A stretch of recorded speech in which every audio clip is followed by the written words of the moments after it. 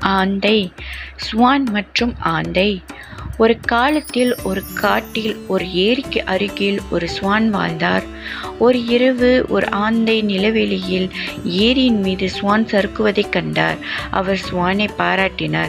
விரைவில் இருவரும் நண்பர்களானார்கள். அவர்கள் ஏரியின் அருகே பல நாட்கள் சந்தித்தனர்.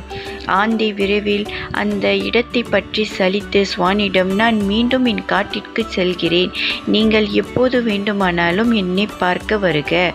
ஒரு நாள் ஸ்வான் ஆந்தையை பார்க்க முடிவு செய்தார். அது ஸ்வான் ஆந்தையின் வீட்டுக்கு வந்தபோது பகல் நேரமாக இருந்தது. அவர் ஒரு மரத்தின் இருண்ட துளைக்குள் மறைந்திருந்ததால் அவளால் அவரை கண்டுபிடிக்க முடியவில்லை. ஆந்தை ஸ்வானிடம், தயவு செய்து சூரியன் மறையும் வரை ஓய்வெடுங்கள். நான் இரவில் மட்டுமே வெளியே வர முடியும். மறுநாள் அதிகாலையில் சிலர் அதை கடந்து சென்றனர். அதை கேட்டதும் ஆந்தை கூச்சலிட்டது.